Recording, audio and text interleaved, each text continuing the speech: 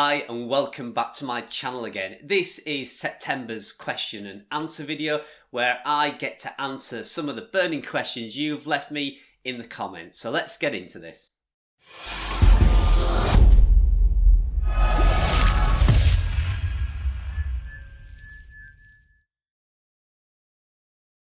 Hi and welcome back again. My name's Carl, I'm an affiliate marketer here in the UK, and each month on my channel I produce a question and answer video where I get to answer some of your questions that might hopefully help you grow your website or your business. Or you may be interested in my journey as I document my path towards a full-time affiliate income and doing blogging as a living full-time. So I really enjoy these Q&A videos because I get to be able to answer directly something that you've asked that you need help or advice on. Sometimes they're a bit of fun and people throw the odd curveball in there, but generally it's you guys wanting some help and some advice. So I never tell you what to do in any of my videos or even in these Q&A questions and answer videos, but I tell you what I've done and my personal experience. So if I've done something that may be able to help you, that's what I will do. I will never tell you to go out and do stuff that you have to do it.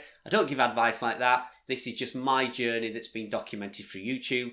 And if I can help you out through my experience, fantastic. That's what I'm here to do. So let's get straight into these questions. I've got 16 to get through today. And the first one is from .ficks. And .ficks asks, what's the worst part about doing this stuff full time? I.e. the anxiety about the income, isolation, nobody really gets what you mean, and also what's the best parts about being your own boss? Well, I think for me the worst part about doing this as a business is knowing what you can achieve but not being able to actually do that as quickly as you want. So for instance, a lot of us, and you guys watching this video probably have a website or you're thinking about starting a website, and once you actually get a website off the ground, you realise that just adding content to the website is the way to grow. You know that, these websites that are earning tens of thousands each month are doing it because they have a ton of content on their website.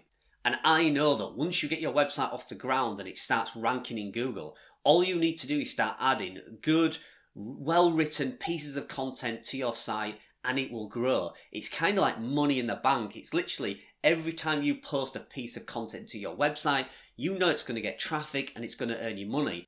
And you just need to keep doing that repetition just over and over and over again. Good keyword research, write good content, publish it to your website. It's as simple as that. And the frustrations that I get around it is not being able to do that quick enough.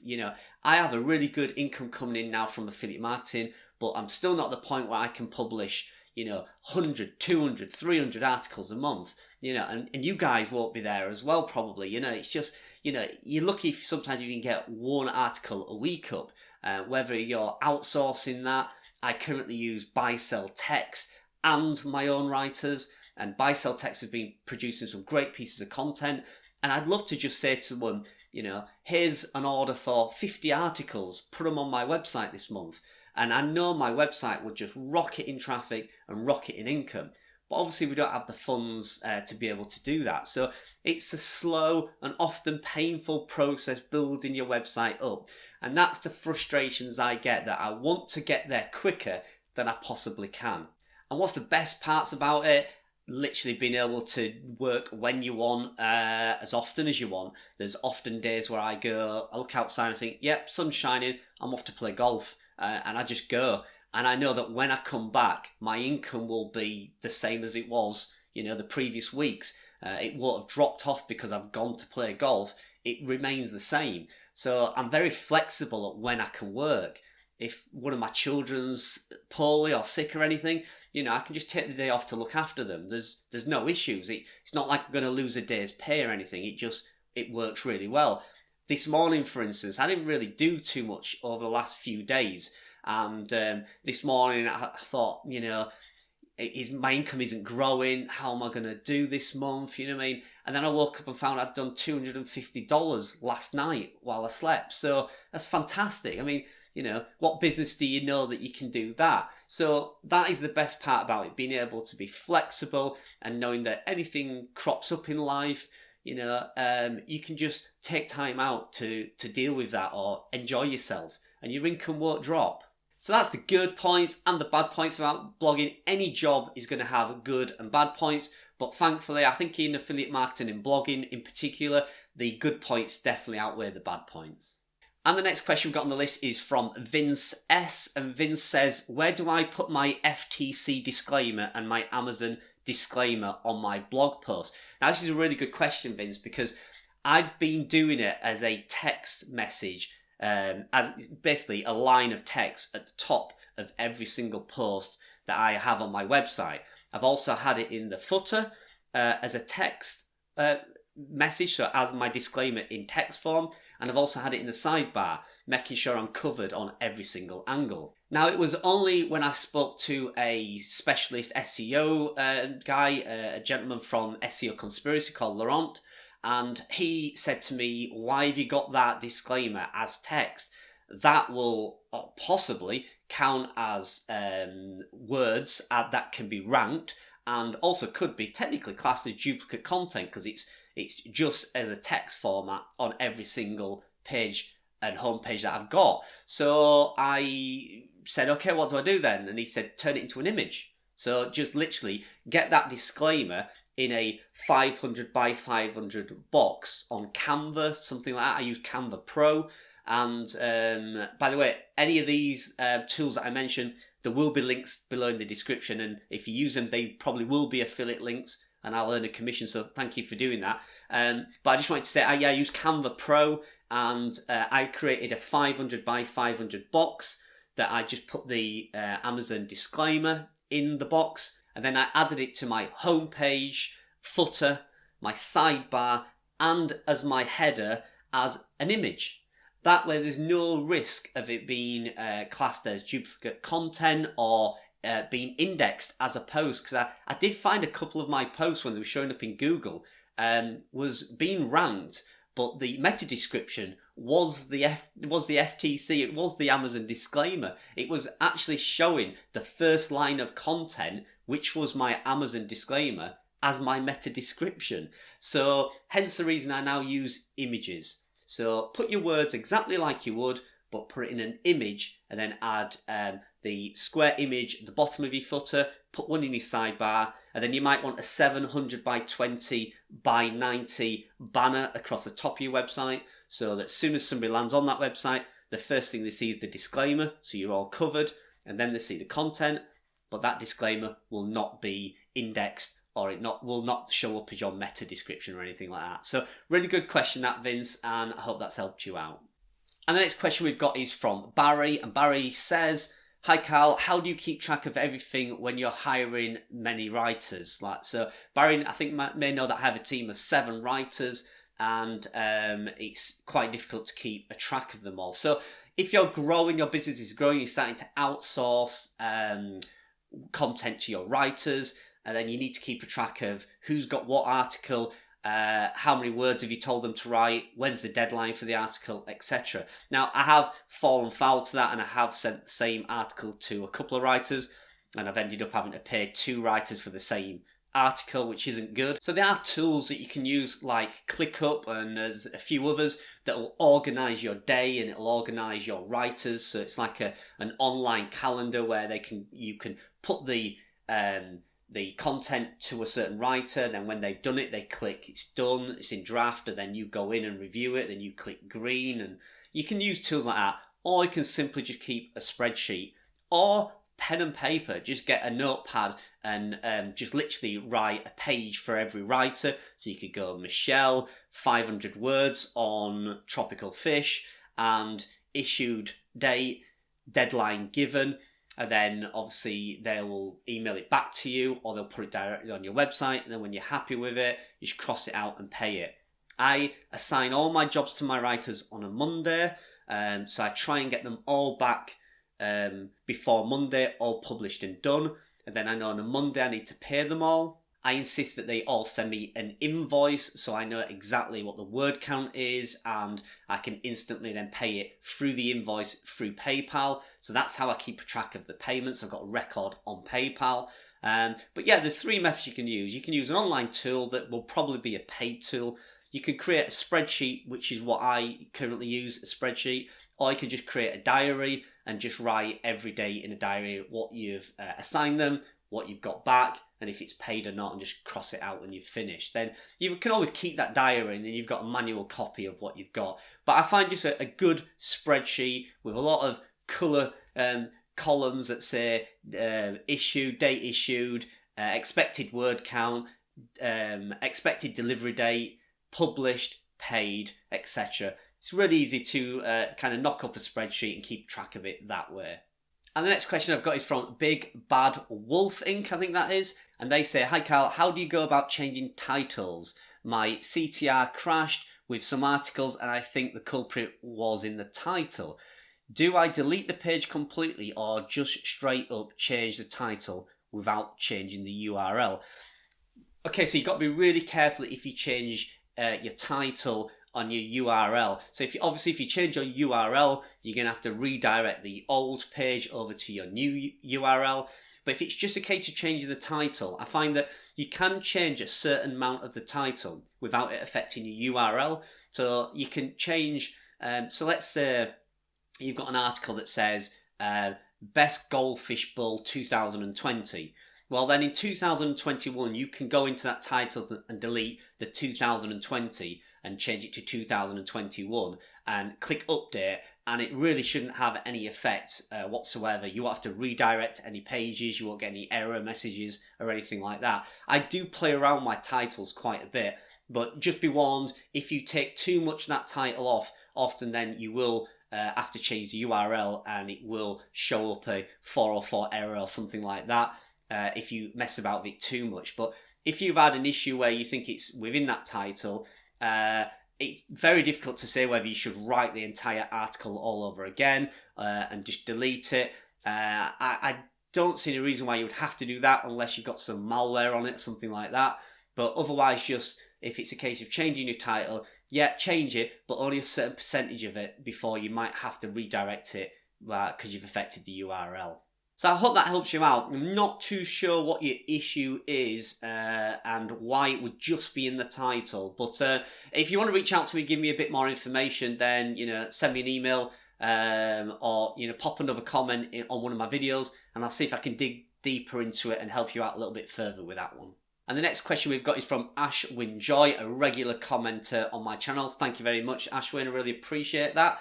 And your question is, what do you think about Incom's battleship method? They say that if you have 100 posts on your site, you should pause writing and go back to each post to review them.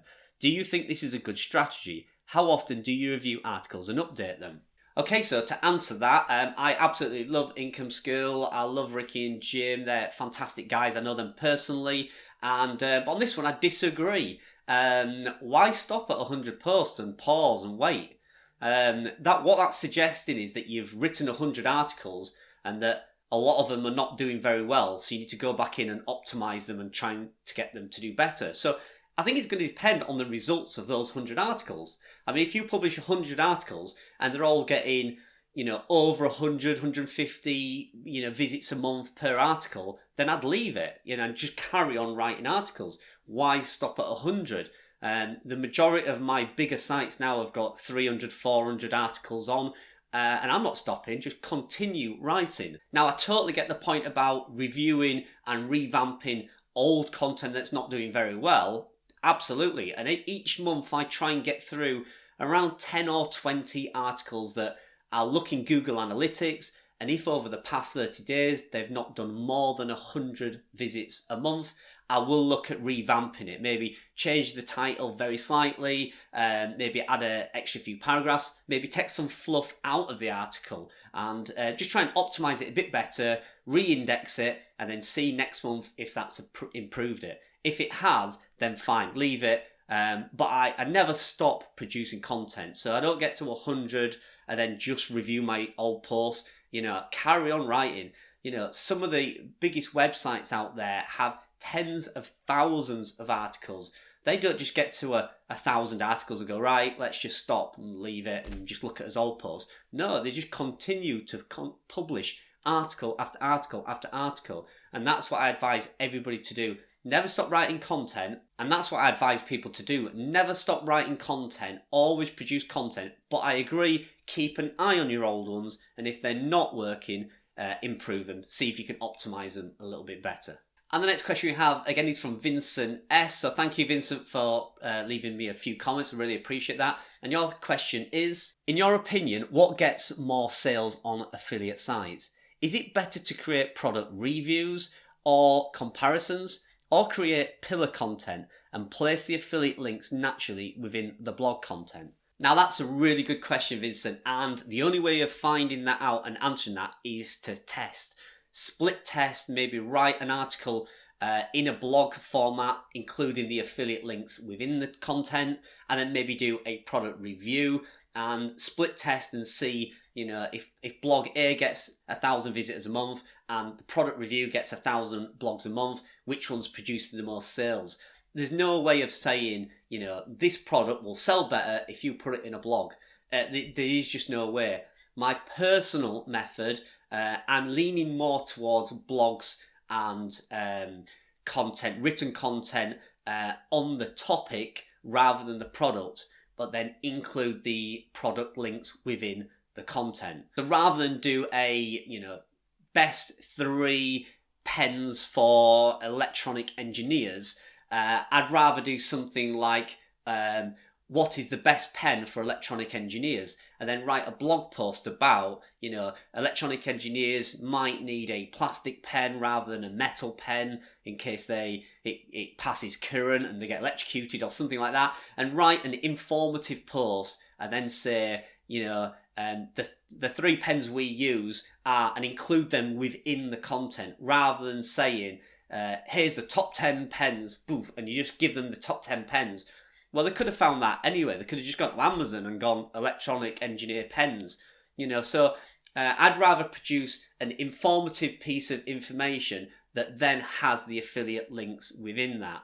Now, if you're looking for a little bit of data from my websites, I have one pet website in the minute that has got some information products on there. So this is helpful blog content relating to a product. So my primary goal is to give them lots of information about this product, but then obviously to sell the product within that text. And they're doing far better than the articles that I've got that are, top 10, let's say it's a dog carrying case, the top 10 dog carrying cases, them type of product reviews. I'm getting far more sales on mine personally from what is the best dog carrier, and then explaining what you should look for, what you need to buy, what material, what make, what brand, all that lovely information, and then slotting the affiliate links in. So personally, I'm finding those far better rewarding than product reviews at the moment. I mean, that could change, and it will vary from niche to niche, product to product. And the next question we have is from, I believe it's Nomanam. I hope I pronounced that right. How much time does it take to get 50,000 traffics per month for a niche site with 100 articles? Now, thank you for submitting the question. I really do appreciate it. These kind of questions are very difficult for me to answer. It will vary so much. 100 articles targeting the right keywords, low competition keywords. I mean, you could get 50,000 page views in 6-7 months. However, if it's 100 articles targeting very difficult keywords, you might never get 50,000 page views. So it really is dependent on your niche and the keywords you're going after. But to give you an idea from past experience, I have several websites now. I tend to find that after about a month, 9, 10, maybe a year, I have around 80 to 100 articles on there, and it tends to get around 50,000 page views. So I would say if you're going after general low to medium competition keywords and you're writing good content and you've got 100 articles on there, I'd say you'd be at 50,000 page views definitely within around a year. And the next question we've got is from Alberto, and Alberto asks, Hi Cal, what are the features that you most successful posts have in common? So what are the most successful features my best articles have got? Okay, so that's a really good question. It made me actually go away and have a look at some of my articles and try and evaluate what's the common feature that's happening across all those articles that are doing the most traffic. And it seemed to me to be two things. One of them was data, so having a lot of charts and tables and graphs and anything that was like data driven. So anything that people could come and find comparisons with data seemed to be doing really well.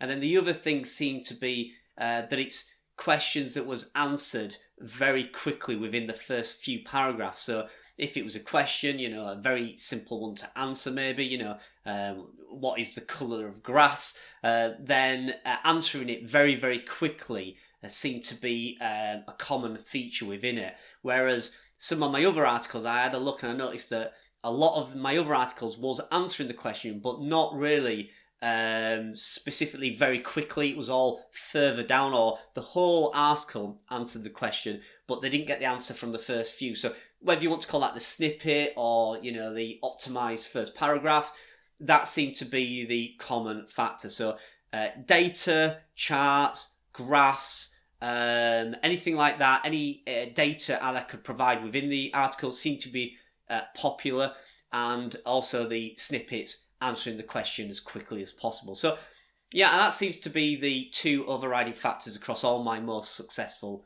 blog posts. And the next question we've got is from Win City, and they ask, what courses did you find most useful in the Project 24? I have done the Project 24 course. For those of you who are new to my channel and don't know, I won a competition where Income School came to my home here in the UK, stayed with me for a couple of days, and they gave me some one-on-one tuition, which is where I learned a lot of my keyword research skills and how I learned to basically do the whole blogging thing. And they did teach me a lot of things, and I was given the course as an honorary kind of gift, as an honorary member for winning that competition, which was fantastic.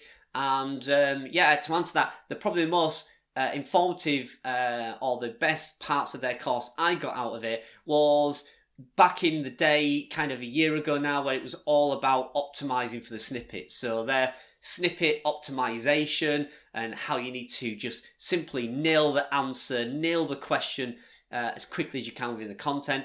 So all their courses around snippet optimization was brilliant. And also later on in my journey, I would say their YouTube stuff. So all about how you should create YouTube channels and YouTube video content. So I found those two parts probably the most helpful. But for any of you who is not in the Project 24, or you've not tried their Income School's affiliate course, I do highly recommend it. I don't push courses at all. I never have, and I never want to. But it is a course that I think for $400, whatever it is, it'll save you so much time and effort getting into blogging. And I say this in a lot of my videos where I mention Income School. I probably wasted a year of my life trying to figure this whole thing out before I met those guys and did their course.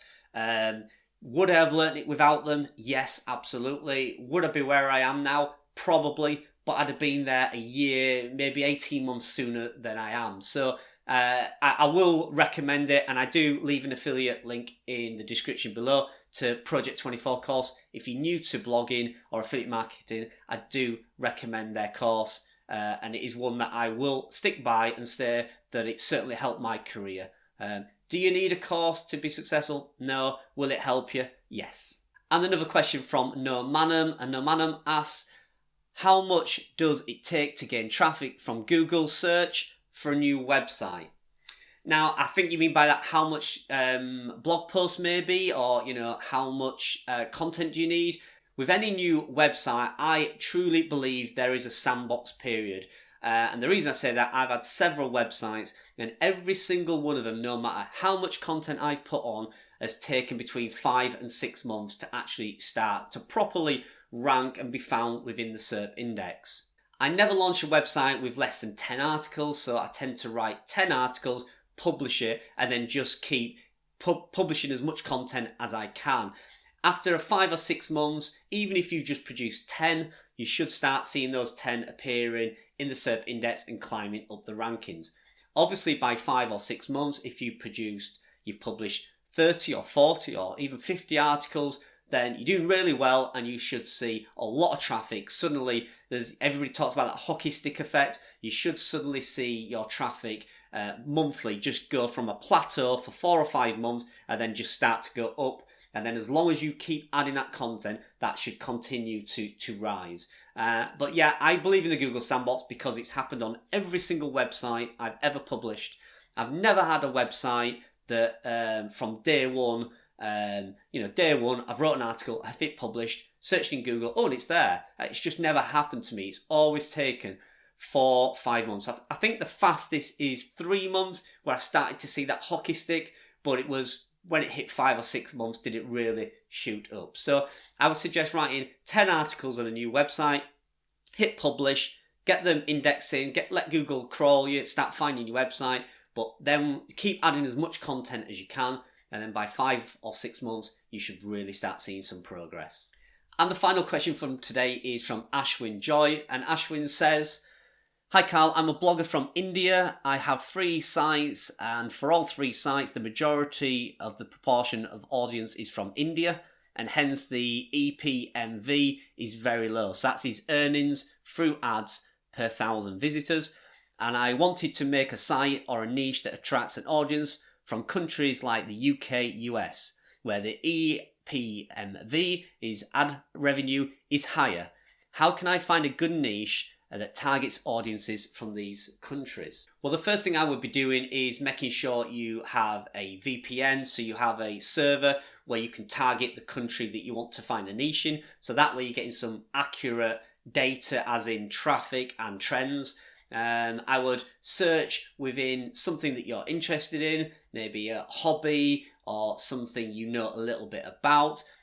Or alternatively, just go to Amazon and have a look at some of the most popular trending products and products that's selling. So if you're targeting the US, which I highly recommend you go after the US, get your VPN server to only search US traffic, so you're getting all the results from the US. Go in Amazon.com and have a look at their trending and highest selling products. That might give you some ideas. You can even go on YouTube and have a look at any topics that seems to be getting a lot of searches through YouTube. Maybe it's a hobby that's doing really well, a sport that's doing really well, a certain industry that's doing well. Have a look at what's trending in YouTube and maybe that might spark your interest. So something that gets a lot of traffic, that is consistent, so it's not a trend, it's not something that's peaked up now, like you remember the fidget spinners, not something that's going to peak and then drop off and never be seen again. Something that's going to has had a constant search trend, and you can find that in Google Trends if you use that tool, and look for something that's had a consistent traffic over the past 5 years, and that has products to sell around that niche. Or is on YouTube and getting a lot of searches within YouTube. So you can use like TubeBuddy, something like that, and search keywords. So you could say, oil painting and search, and you'll see how many people in YouTube are searching oil painting. You could go to Google Trends and type the word oil painting, and you can see if that hobby has had a steady interest or has it had any peaks or troughs. But just make sure that whatever search you're doing it on a VPN or a server that is only looking at the results within the US, because otherwise you're going to get confused and you're going to get results coming from UK or like say India. You're going to get results from all over, and you're not going to be able to target that high EMPV or earnings per 1,000 as easily as you can by only seeing traffic that's coming from that region. So there you go, that's my question and answer video done for September. I will post another one up, obviously, for next month. I've got a couple of videos coming out in the next few days, and then at the end of the month, we'll have my affiliate income report, which looks, fingers crossed, looks like a really good one this month. And I've got a launch of a new website, which I'll be bringing you news of very soon, and lots of fun things to come over the next couple of months. So thanks for joining me in September's question and answer video. Remember, next month, get your questions in the comments as early as you can. Hopefully I didn't miss anybody out. If I did, I apologise, and I will catch you in the next video. So if you're new to the channel, please do subscribe, click the little bell icon, and then you'll be notified every time I bring a new video out. So I appreciate you watching, and I'll see you in the next video.